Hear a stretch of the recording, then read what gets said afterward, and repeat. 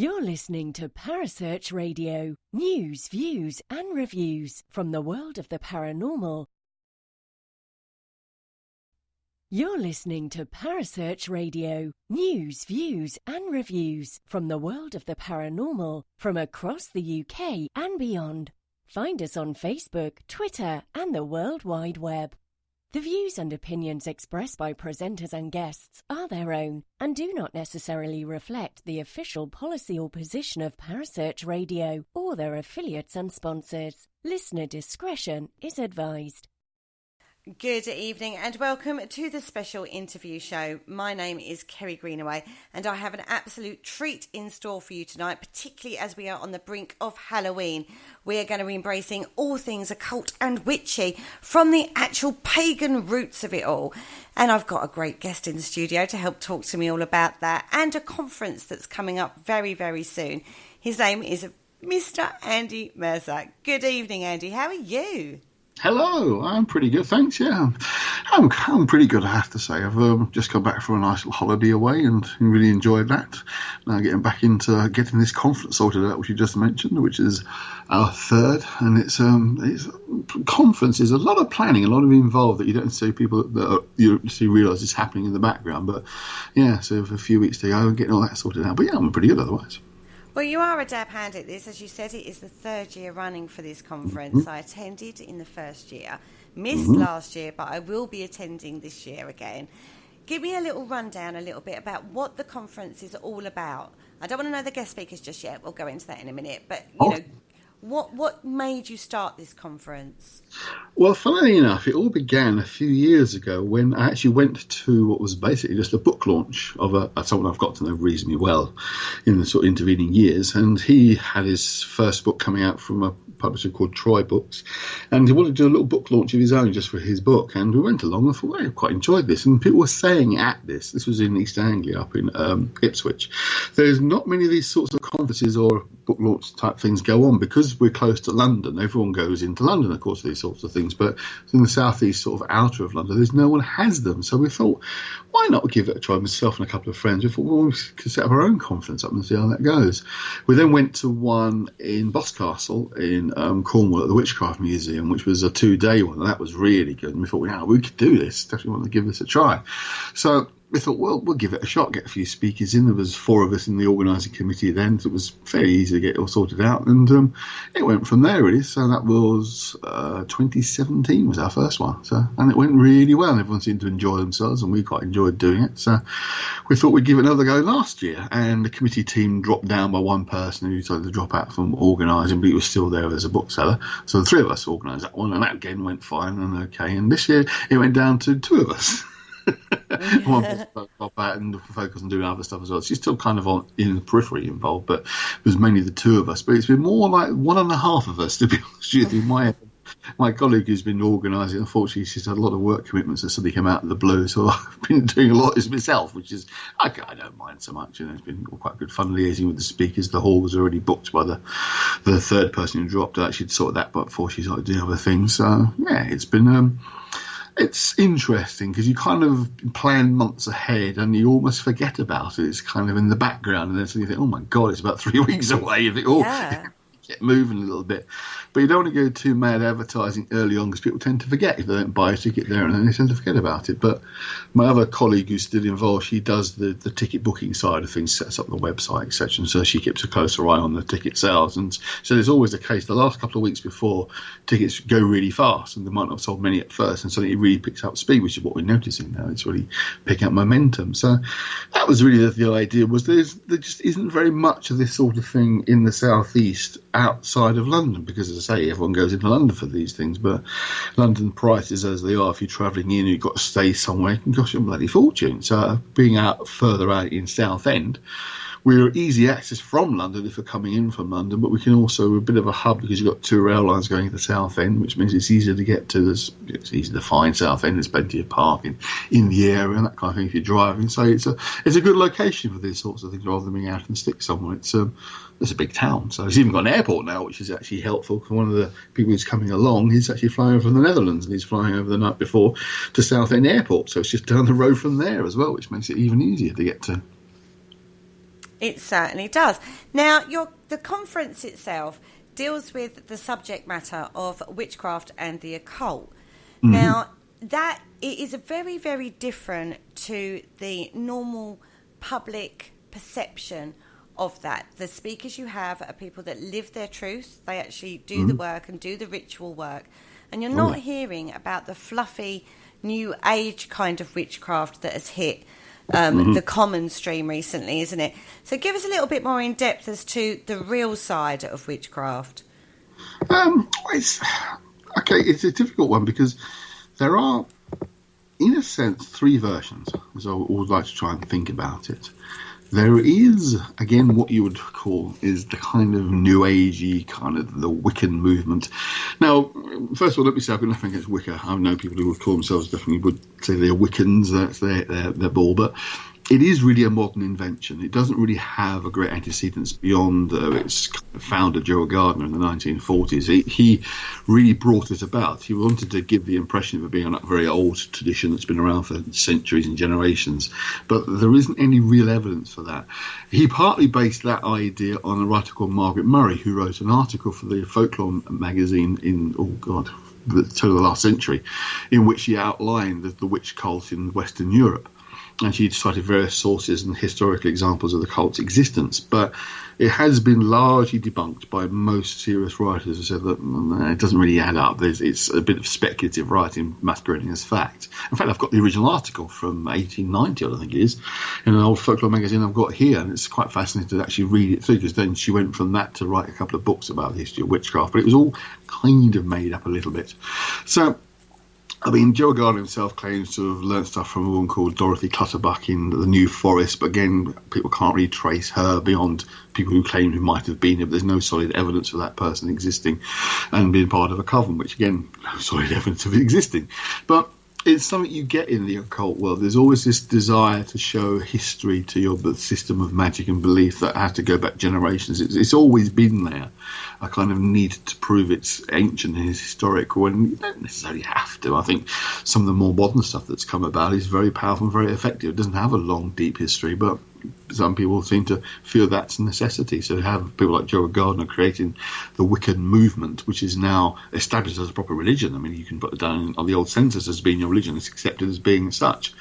It's been said before, it's the only religion that the UK has given the world that's seen as being real UK stuff. So that's kind of one branch of it. Then almost as a reaction to that, you've got other almost parallel paths that are more what we call traditional witchcraft, which again tries to trace some degree of history to further back. Now that branches off into different versions again, and there's one of our speakers actually is involved in one particular branch as an alternative to Wicca that's quite prevalent, quite powerful, that's quite well known. But again, it doesn't really have a great history to it. But the guy who kind of came up with the stuff to do with them, a guy called Roy Bowers or Robert Cochrane, to give him his sort of pen name, is pretty good stuff. You know, he's almost like he's channeling something from an ancient past, but he's his own ideas and his own writings, and they're quite strong. Then you have more traditional witchcraft, which kind of traces its roots into sort of folklore and old writings of folklorists who've collected kind of stories and legends and folk tales and magic, of course, which was a theme of one of the books I've written, which is all about the kind of tracing historic witchcraft, real magic spells. And one of the speakers who's spoken before and will be again this year is very well known now for her massive amount of research into like Cornish witchcraft and magic, showing a real history to what she's discovered, but synthesised it into her own form of traditional witchcraft.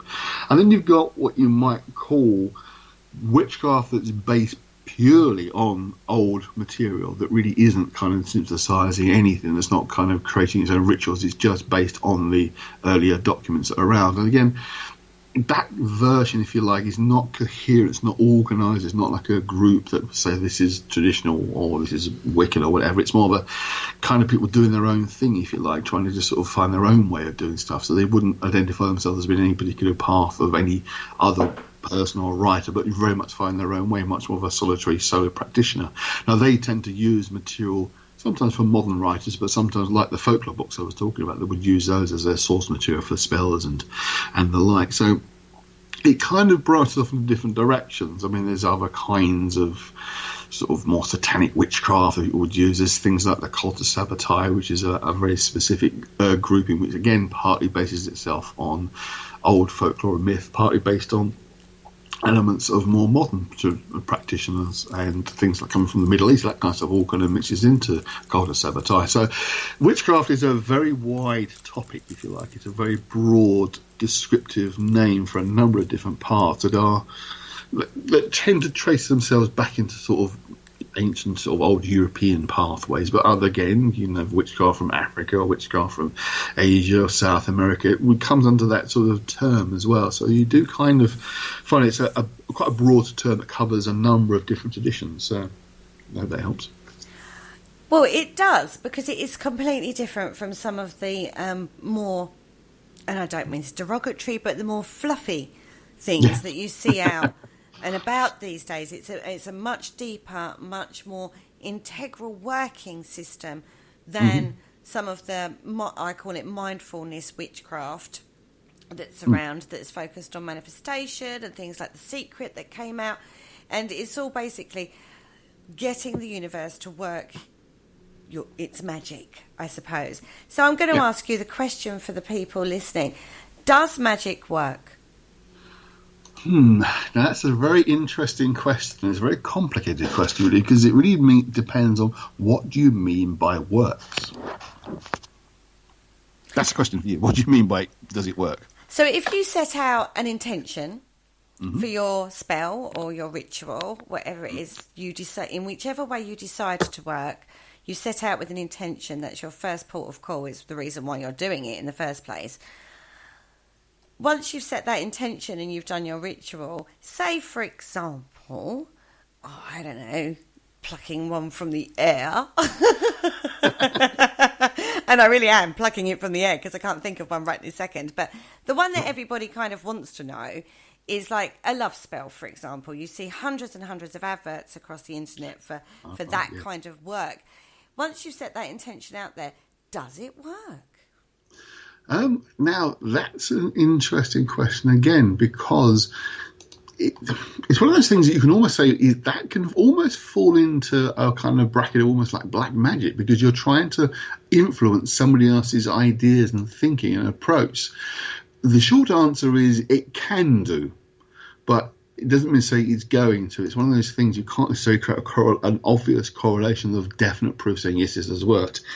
In my experience and experience of those that I know that have worked with this kind of stuff, there is too great an occurrence of things effectively working for it to be a coincidence, is the best way I can put it. Now, if you're trying to make nice things for yourself, but is it going to be to the detriment or negatively or adversely affect somebody else's thinking, it gets into a bit of a troublesome area if you think about it. So say something similar as a love spell, yeah, great. But that means you want to negatively or alternately influence someone else's thinking and actions. Now, is that fair or right, or is that just to do that? If you're trying to make something happen just for you, in terms of, I don't know, improving the weather, or, make it, a classic one from the old times would make the cows produce more milk. Now, that's not really adversely affecting anybody. Apart from the cow. Well, yeah, I mean, the cows. Anyway. But maybe you want your crops to grow better, that kind of stuff. That obviously is very kind of harmless magic. Again, it's hard to say whether that would work or not, because it might be there's a sudden spurt in growth or a sudden extra production of milk. It could be just coincidence. But when you're doing stuff that you are hoping to affect somebody else, and then it seems to happen, then the answer would be it does seem to happen. There seems to be too great an occurrence for it to be statistically just through chance, shall we say. That it doesn't mean to say it always works every time, but it seems to work more often than it doesn't.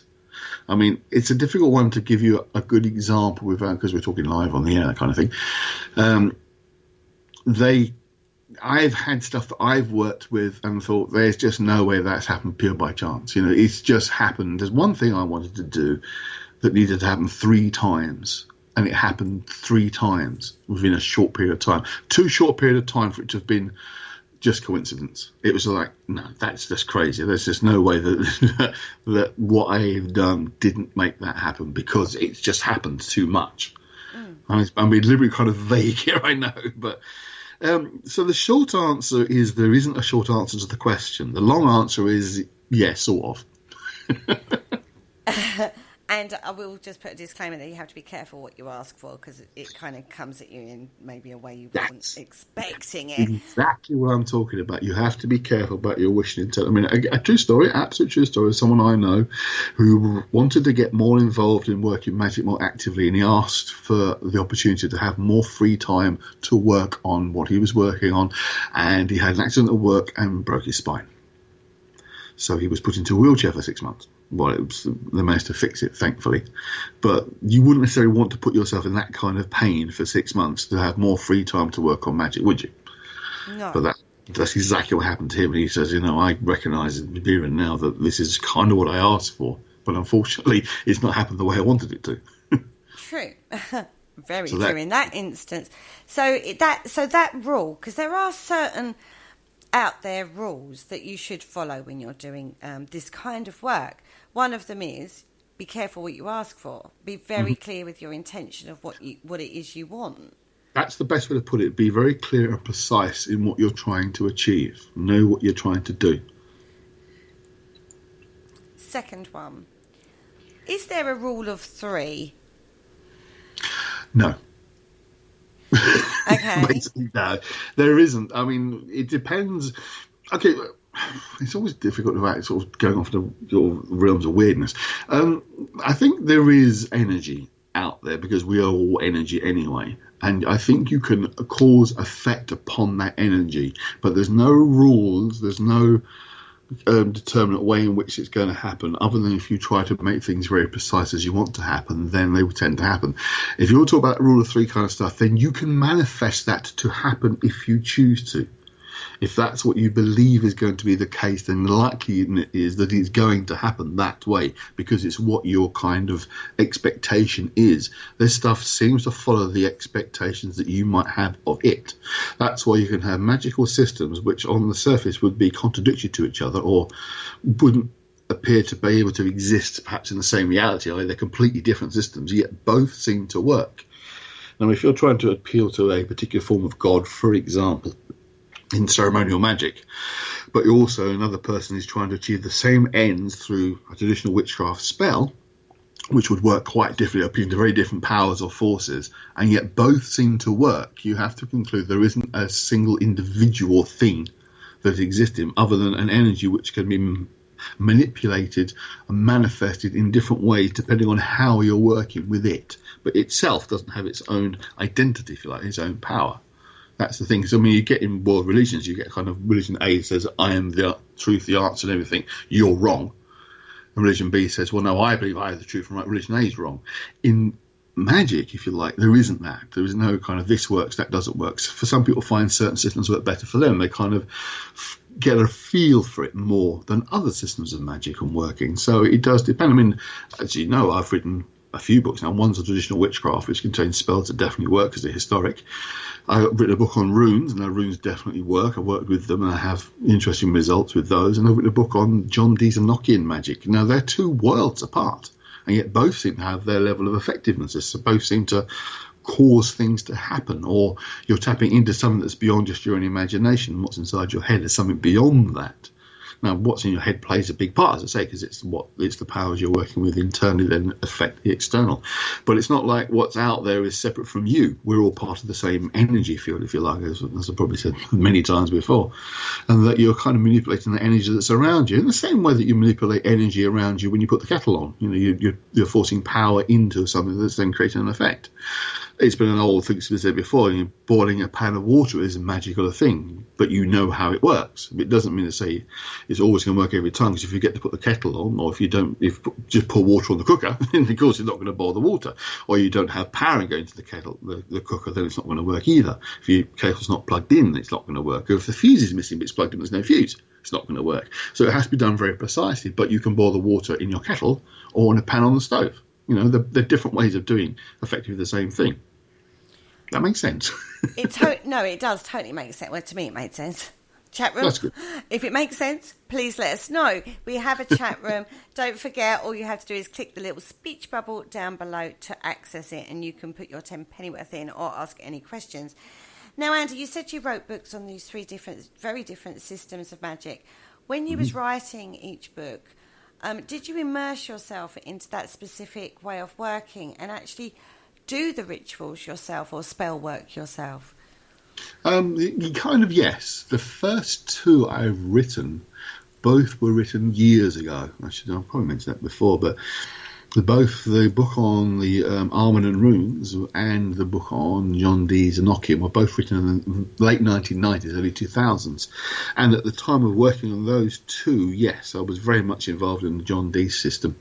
But with John Dee's Enochian, it was more a system of almost like astral projection, I suppose is one way of putting it. It's kind of astral travel. You're traveling to these Enochian realms and exploring those strange realms that these things kind of emanate from, but you go to them and you have quests and visions of what you see and experience there.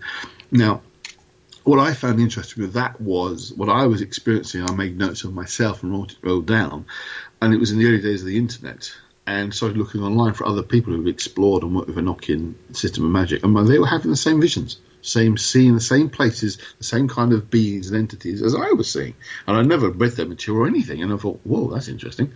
So I began to work more and more with trying to bring those things to me, but it never kind of worked. I was always going to them, apart from one, which is the Kronzon, which is the name of the book, which is an entity energy that kind of is on the threshold between sort of good and bad, if you like. It's kind of what they call the abyss.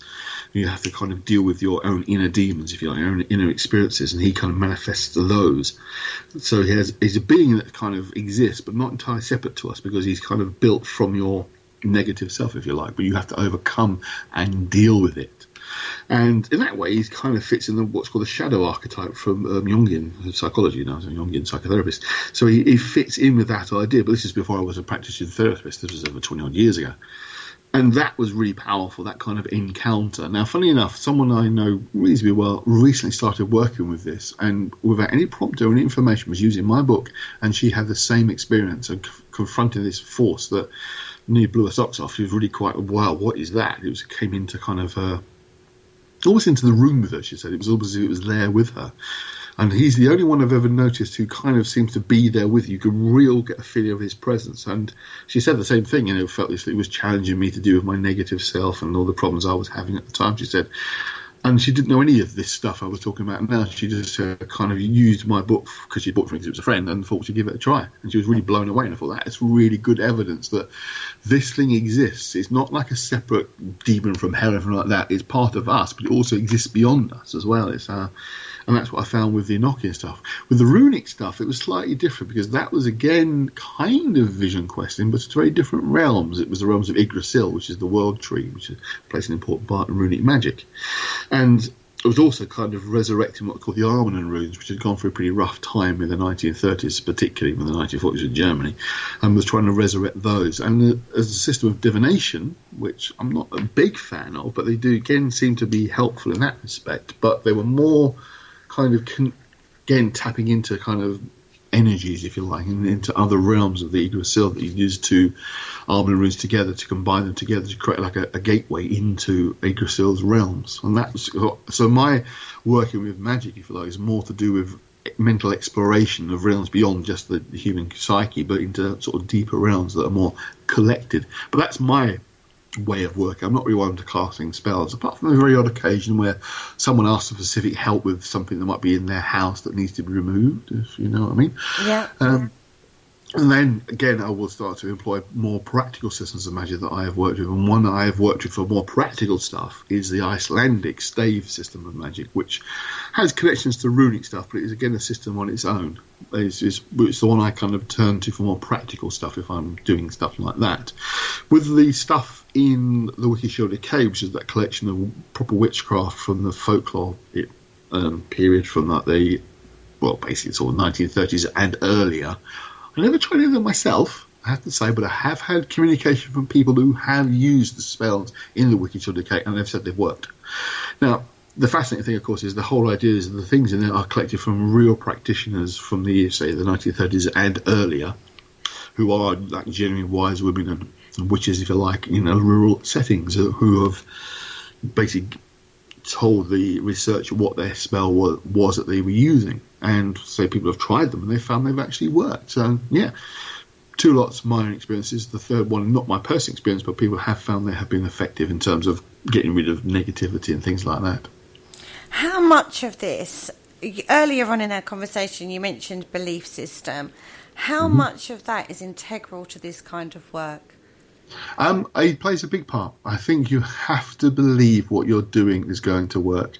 It's part of the requirement, if you like. It's almost like, if you ask someone very insincerely for them to help you, they'll either think, no, I'm not going to help you, so off. You're not really asking properly. You're just kind of like, whatever, you'll do it for me, won't you? It's like, well, no, ask me that. And I think this stuff works like that if you have a proper will and intent. I mean, one of the arguments is that you don't necessarily have to have any kind of background of using it, of stuff that's old or real that's been used before for it to work. If you genuinely believe it's going to work, then it can be effective, which kind of answers a question Richard was asking, because Richard was asking about chaos magic, something relatively new, which it is, but a lot of people seem to practice it. Because chaos magic is an adaptive form of magic. It you can almost do what you like with it. You can create your own stuff. And again, if you have will and intent and belief it's going to work, then it can be quite effective. It lacks because it doesn't have a history of people making use of it. And I think that's what gives older systems more power in that respect, is because you're tapping into something that's been going on for centuries, or at least a dozen, 20, 50 years, 100 years. When you're tapping into that kind of stuff, I think it's more powerful because lots of people have already used it. So they've fed into it themselves. They've given it more energy. And chaos magic is almost like a kind of a gateway, if you like, into other realms of magic. It's the most accessible parallel that with Wicca, because Wicca is very accessible as well. And I mean, there's spells crafted in Wicca, and if you genuinely believe it's going to work, it's a good chance it's going to, more than it wouldn't be if you didn't believe it's going to work. So your mindset plays a huge part in a lot of this stuff. So people do dabble in experiments, say, I tried this spell, but nothing really happened. Most often what happens if you don't have the right will and intent and do it properly is nothing happens. It's like, picking up the phone and wanting to phone your friend, but you leave off one digit. The phone doesn't ring, does it? Because there's not enough numbers dialed. It's like that. It doesn't. If you don't complete the circuit, if you like, if you don't complete every step that's required, they don't tend to work because you're not completing it. You're not doing it fully. So chaos magic can be effective, again, because the will is there. But, I think it's one of the ones you tend to be into that for a bit and you will move on to longer, more established stuff. Fascinating stuff. Now, listen, do you need tools? I beg your pardon. Oh, yes. Tools, like we talk about, again, very out there, altar work, and you've got to set your altar up, and you've got your cup, and you've got your knife thing, and, all of those tools that people say that you should have to complete this kind of work. Do you need them? Well, some would say yes, because it's part of the requirements, in the same way you need certain tools to, fix your car or, fix a computer like we're doing this afternoon. You need your screwdriver, you need your hexagonal screwdriver, that kind of thing. Others would say that they don't necessarily need the tools, but they are a focal point for your work, that you're focusing on doing this with this knife and the cup, as you say, and other altars and accoutrements you might use. It's a bit like, if you want to meditate, it's better to try and meditate in a calm, quiet environment than sitting in the middle of the road. It's not the right place or the right environment. So the tools themselves can help you focus your mind, but personally, I don't think they're necessary, but they're very helpful. That's my opinion. Others will say, oh, no, absolutely, you've got to have all the accoutrements around you. If you don't, then it's not going to work.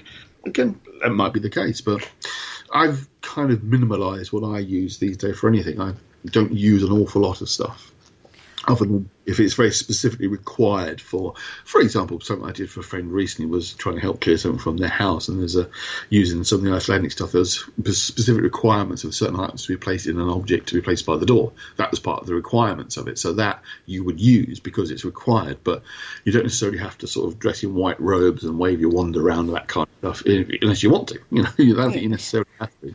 Yeah, whatever floats your boat, basically. I think it's nice to have, and I think it can help focus your mind better, but you don't necessarily need it. That's my opinion, as I say. Others may disagree. No, I actually agree with you there. I do agree with you there. Now, one thing about Old English folklore magic was things like witches' balls. That quite often in old houses they find bottles with urine and nails and hair and God knows what else in it, or mummified cats. That's another common thing found in houses and stuff like that. And Martin Duffy, who is one of your speakers at the conference this year, spoke last time I saw him about poppets. Mm-hmm. Tell me a little bit more about that. That's really is Martin's. So I don't know a vast amount about them, apart from I can tell you all the old myth about voodoo dolls, which is complete nonsense and complete invention by the Christian visitors to the region at the time invented voodoo dolls, trying to claim basically a proof that they were working with the devil, but they're entirely a Western invention. They don't belong in voodoo whatsoever, and they are puppets, basically. They come from the witchcraft practice of those days. But it's a form of what's known as sympathetic magic, where you try and cause an effect upon somebody by affecting an object that you relate to them. So one of the commonest ones would be to stick pins in, basically, a puppet, in order to negatively affect the person you're sticking the pins into. And Martin gave us quite a few examples of that in his talk, of real examples that have been unearthed over the years. One particular one that I always remember was the photograph, wasn't it, of a woman from the World War II uniform who had basically bits stuck into it, and the woman did indeed then become ill, which was quite interesting as well. So, again, I mean, this is one of those big questions you could ask if the person who is being negatively affected by this isn't a believer, interested whatsoever. What difference does that make to them? If they believe it's real and it's going to affect them, then does that mean it's going to affect them because they believe it's going to? And Martin would say there were examples that he'd found and come across that showed the person who was being affected had no idea it was being done to them, but was certainly experiencing things. So he does raise the question, well, it's more than just the person believing they're going to be affected by it. And find they're actually affected by it, because that's one of the arguments. You can say, well, if you believe you've been cursed because someone's told you they've cursed you, and you believe you've been cursed, you're going to feel pretty bad. If you think it's been a load of nonsense, then you're not going to be affected by it. Well, it appears that even if you think it's a load of nonsense, it can still affect you and still cause effect. So they are an example of where people potentially would be doing that in order to have a negative effect. Again, you have ones for love, and this is your sweetheart you want to meet, and you make a doll of them, and then this person comes into your life. There's basically examples of that sort of thing. But yeah, that was more Martin's bag than mine, but I kind of got the idea of what it was about from what he was talking about, certainly. And I've got his book called Effigy, which talks a bit about that as well. So, what's he talking about at the conference this year, do you know? I do indeed. He's talking about, again, we're talking about the use of particular ritual items. They're talking about the sorcerer's cauldron, the use of cauldrons in magic. I'll just give you a read through quickly of what I've actually got as the write-up, what he's talking about. Of all the accoutrements associated with witchcraft, the cauldron is perhaps the most familiar. It is particularly ubiquitous in the visual portrayal of witchcraft, where witches are portrayed gathering around the seething dark pot to work their magic. In looking at the cauldron's appearance in art and artifacts, we can discern a contemporaneous belief in witchcraft, in which turns throws light upon the oral and written sources preserved, can't speak English now, preserved in folklore, trial accounts and chapbooks, which are very cheap books that produce sort of salacious stories of witchcraft from the 1800s. So yeah, he's looking at the cauldron, which is one of those, probably the number one symbol of witchcraft, if you think about it, isn't it? The idea of the witch's cauldron, probably very famous by Shakespeare, of course, in Macbeth, with the three witches there sitting around their cauldron, sort of putting the animal bits into it. Yes. But yeah, so that he's talking about is coming on to a very important thing, and it's the one image you tend to see, of course, is the witch's cauldron with the sort of things bubbling inside. Obviously, people who are involved in sort of herb magic as well would use things like cauldrons to sort of create the tinctures that are used for spell work as well. So that's one of those items that you could argue shows that it's real, in the sense that if you're making herbal remedies, of course you tend to boil things up anyway, because that's the idea of boiling things down. So if you're just a herbalist, you tend to have a cauldron which you'd use as well. So brilliant. Yeah. Martin is absolute authority in the subjects he tackles. He is a really in-depth researcher, and it's absolutely fascinating to listen to, and actually shows you an evolution of the object. Well, he did with puppets. He showed an evolution through the time of, the very early cases going into, and I'll talk about the puppets one because obviously that's the one I saw. Yeah. I will talk about the cauldron one afterwards, obviously, where somebody had used a Barbie doll. Oh, yeah. Some of the more modern stylings as well. It's one of those things that a lot of the early ones would be made things like wax and sometimes carved in wood, but certainly, make use of what's around. Again, it's one of those things, you make use of what's available to you. One of the things that's important in traditional witchcraft generally is that you make use of what's available to you. There's a kind of way of thinking that you don't make anything new. You make use of what you can get your hands on. So, your ritual, your Athame dagger could well be just an old kitchen knife you've come across, or something like that kind of feels right for you. It doesn't have to be something that's grandly ornately designed specifically for magic. It could be that for you that little bit works. You use that. Yeah. Well, if it works, use it. That's sort of my motto with this. Now, talking about in-depth researchers, another of your speakers this year is a fantastic person in his own right.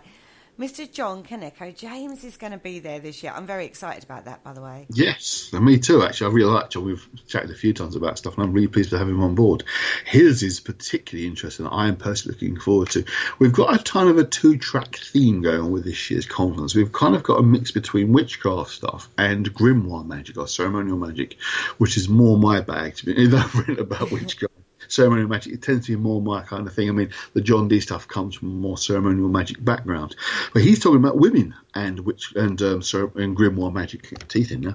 Women and grimoire magic, which is unusual because you tend to think predominantly of male writers write grimoires, whether they're genuinely the author or they're historically, mythically the author, like Solomon, etc. It always tends to be men. But he's done a lot of research into women and grimoires, and that's what he's talking about. I'll just, again, read you what he sent me that he talks about. Yes, please. Starting from the trial of a woman in Rye, a middle-class woman called Anne Taylor, the daughter of a local cunning woman, John's talk will lay out the foundations of his next major research project, looking into the women. I can't speak today. Women using literate magic in the 16th and early 17th century, and the social trends that may have supported the uptake of women participating in some sort of magic, as well as their male counterparts. So again, you tend to think historically of women's involvement in magic is more the witchcraft idea, the cunning woman, the little village, that kind of thing. But he's talking about very much women of a middle class background with obviously some wealth and a husband who's quite successful, probably having more leisure time and free time to herself and actually getting involved and interested in grimoire magic, ceremonial magic. And that sounds fascinating, actually. I know it's the beginnings of I expect for a book that he's going to be working on. He's coming with his most recent book, which is about sort of magic and witchcraft in Shakespearean times, which I've got a copy of because I had helped a little bit of the research and the witchcraft side of stuff, and it's fascinating to read. So he'll be there with that book. This is his next book to come. Fantastic. As I say, if you want to hear people that know the topic inside out and all the origins and the stories, then these people are going to be here at the Nameless Arte Conference, which is actually right on my doorstep, which is even better. Yes. Just saying, loving that. So you have other speakers there. Is it Shani Oates? Shani Oates, as far as I know, yes. Yeah, I've gone with Shani. I expect that's right. Yes, now Shani, she's actually really glad to have her there as well. She actually is it's called the Something Maiden of the Clan of Tubal-Cain. Now, I mentioned briefly earlier on that the different kind of pathways of witchcraft have gone down, and I mentioned a guy called Roy Bowers, better known as Robert Cochrane, his writing name. He formed the Tubal-Cain, the Clan of Tubal-Cain. Now, she now runs it. It's still going from the 1960s onwards, and she's actually speaking, which I'm really pleased to have her there, because that's another branch of witchcraft that we haven't really covered before, the Cochrane branch. And just again, I'm reading a bit from, not so much research, this is to do with the book that she's written called The Devil's Supper, which is the theme of her talk. From scapegoat to the master of illusion, the devil is an ever-present as the great opposer. He is the primal master of disguise and the master of ceremonies, and he is a grand host of the Sabbath. Through incarnation and paradigm shift, his coat of many colours, from heresy to hoozle, I'm sure that is an enigma of the devil as subtly astute. This narrative is an invitation to sup at the table as we profile him through theology and myth, that the devil's supple tackles the concepts of evil, sin and retribution. And what he has to say may enlighten you. So that's from the jacket of a book, but that's the topic that she's talking about. So it sounds fascinating, actually. I'm looking forward to hearing this. But she's got quite a following, I have to say. I know a few people are coming specifically to hear her speak, so I'm pleased about that. So I was really pleased to get her on board, to say, because I wanted to, because we've kind of covered the traditional path quite comprehensively previously, so it's nice to have someone from the Tubalcane branch of it. So I'm pleased that she's coming. Brilliant. I look forward to that one too. I'll tell you, this is like a total treat for a person like me, listening to these kind of people talk. Because you've also got David, I can't believe you've got David Rankin.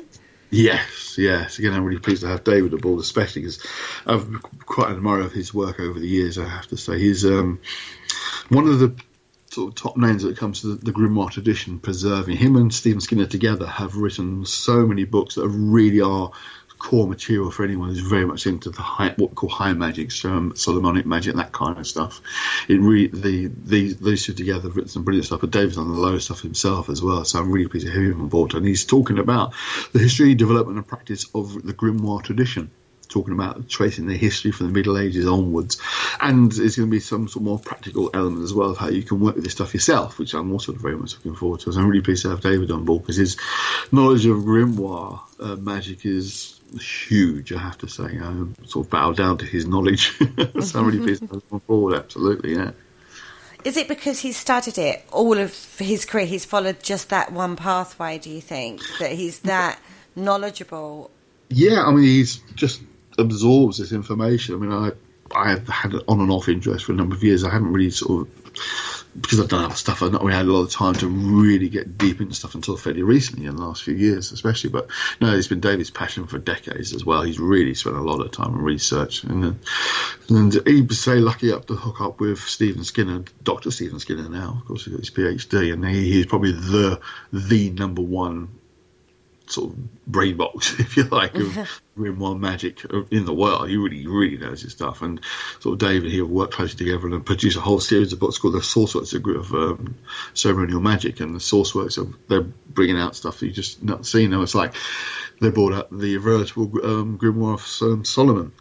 Now that in itself traced the Book of Solomon, the Key of Solomon, I should say, the Grand Grimoire, tongue is on what the great Key of Solomon. Get it out eventually. They traced the full history of it and uncovered all the various documents that are out there, the various versions that are available, and catalogued them all and sort of put them in order and related who's based what book's based on what book, etc., etc. And it's just invaluable. That's just one of the 10 volumes of this series they've produced so far.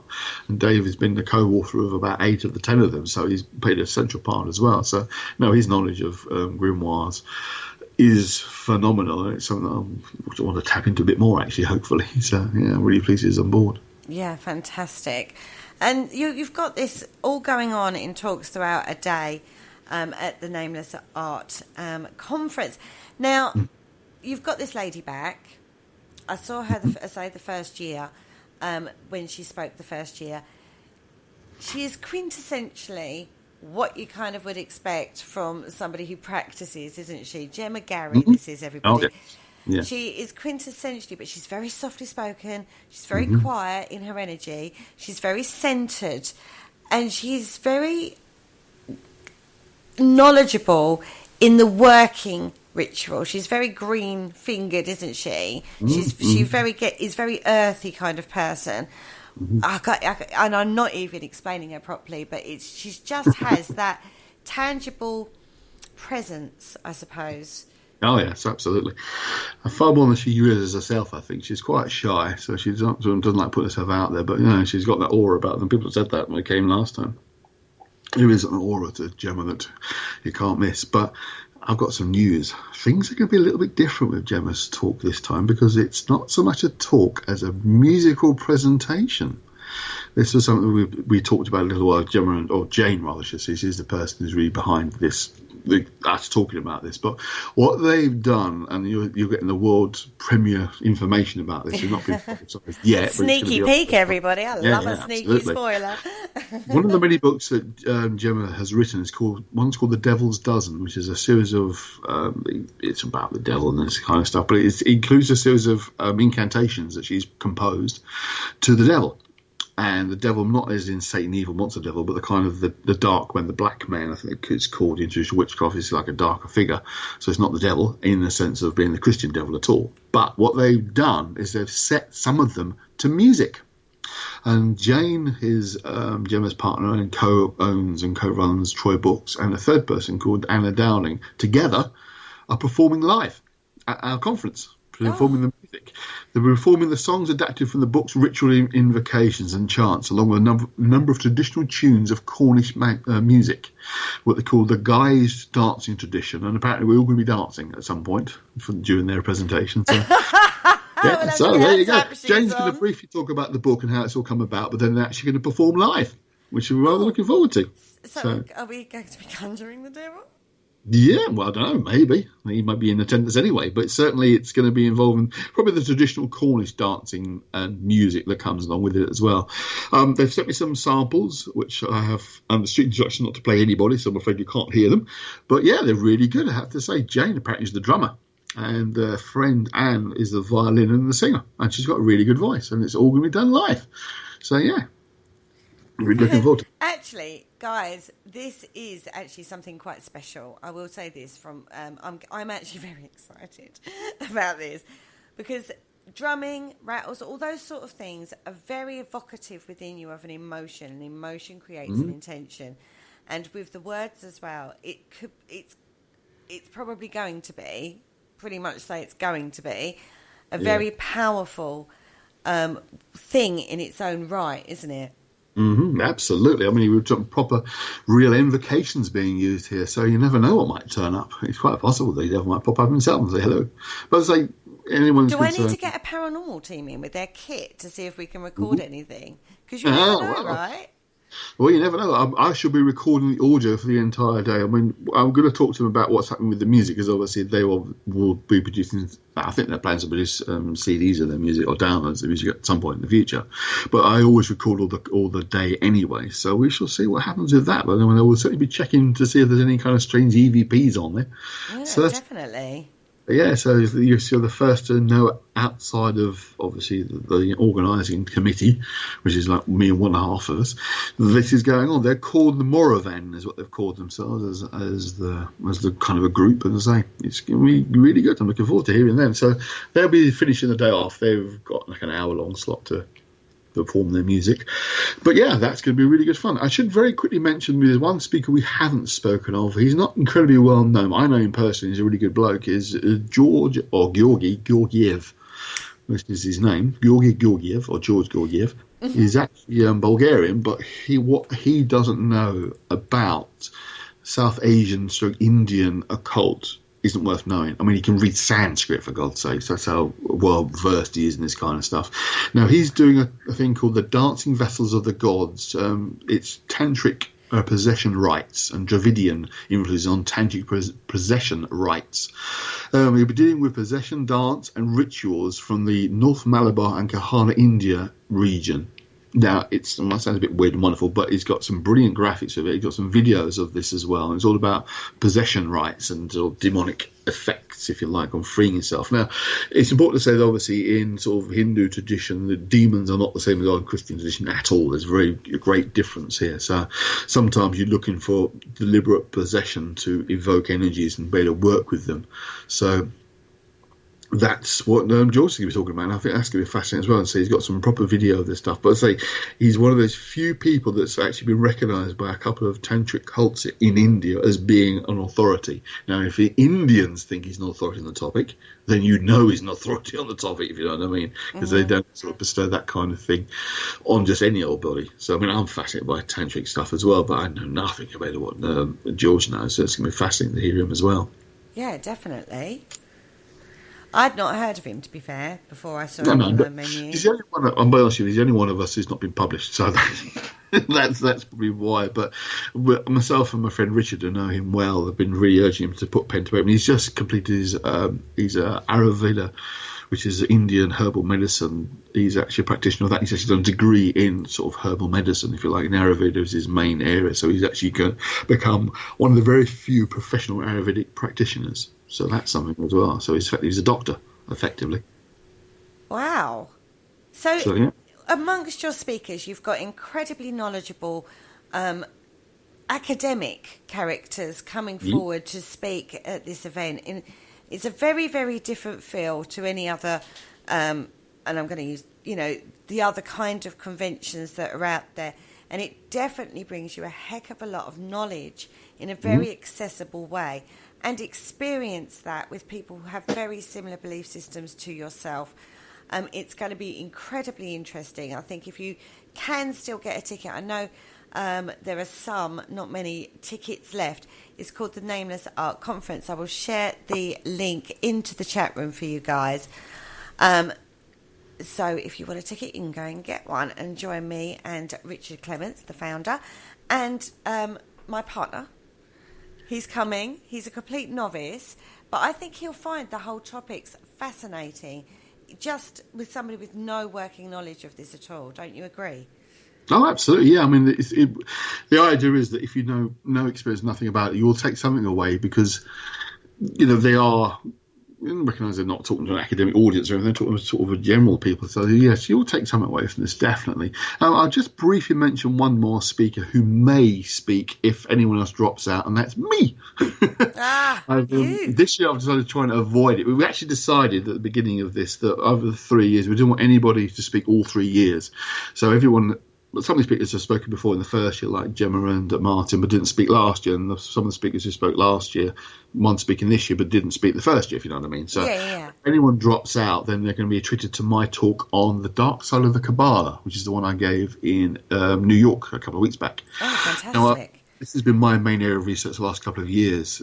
Most people have heard of the Kabbalah itself. It's part of Jewish mysticism, but if you've encountered anything to do with magic, you tend to come across the Kabbalah at some point. Yeah. It's based in Jewish mysticism. There's a dark side to it called the clip-off, which is like a negative version, but there's not a vast amount written about it.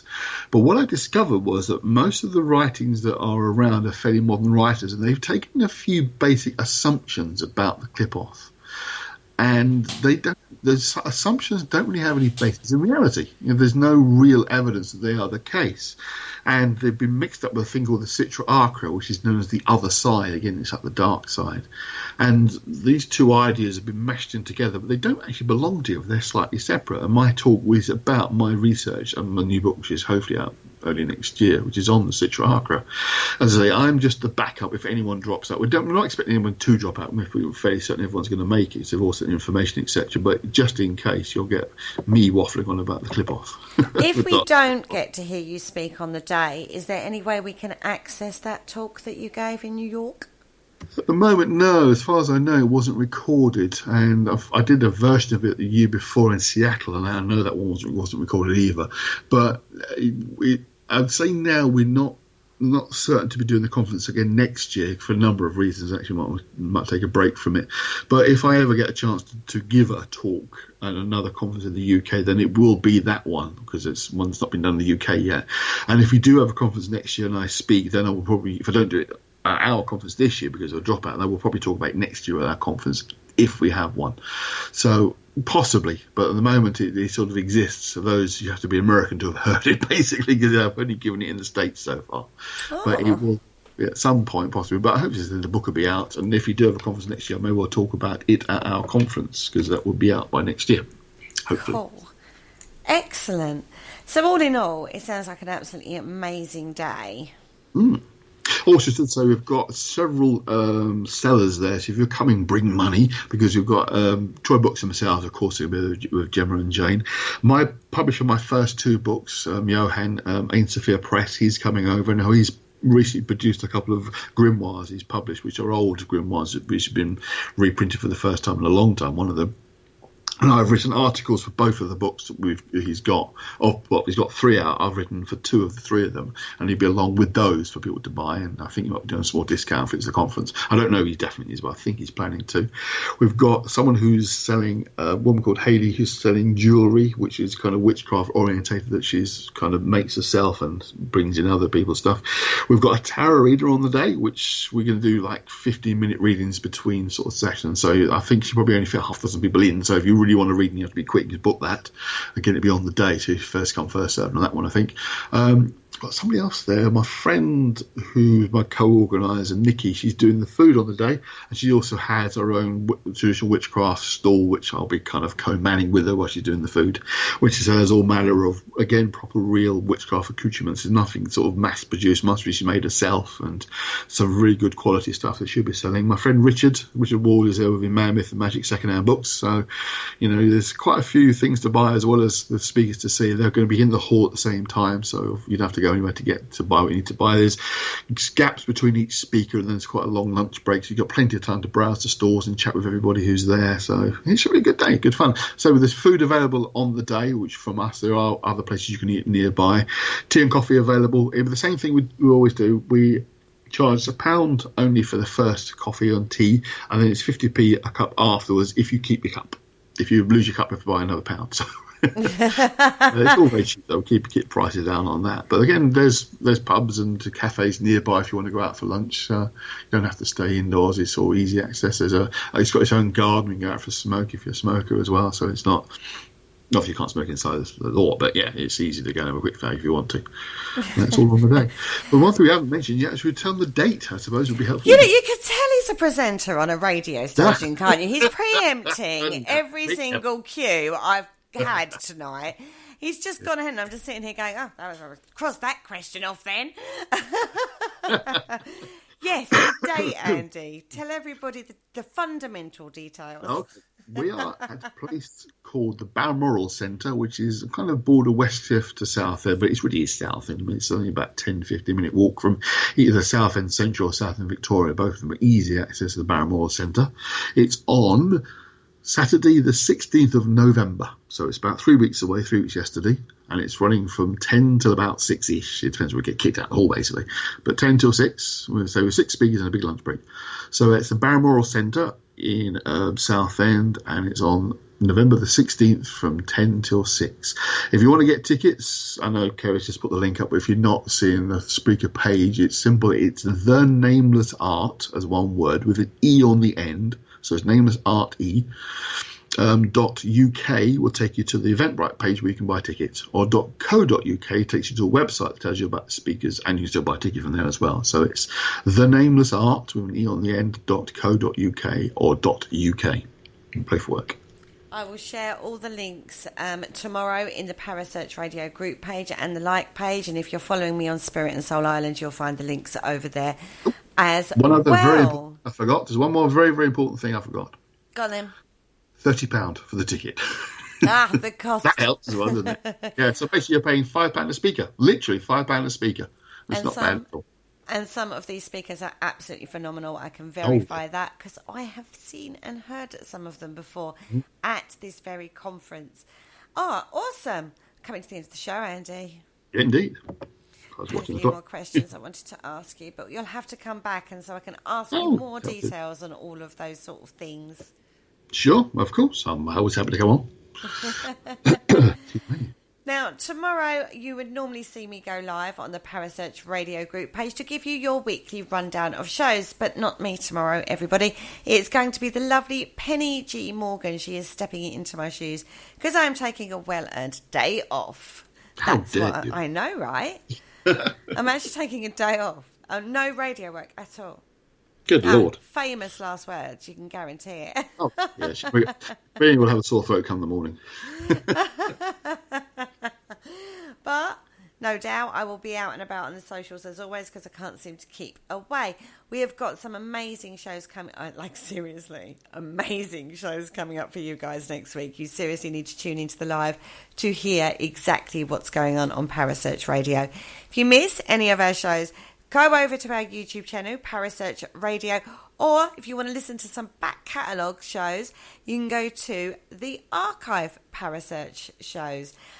All of it, every single show we have ever done on Parasearch Radio is over there. On that note, I'd like to say thank you so much, Andy, for joining me again. It's been an absolute pleasure. Yeah, I loved it. Great fun. I know. We need to do this more often. Yes, absolutely. You know where I am. I didn't go anywhere. I'm still always here.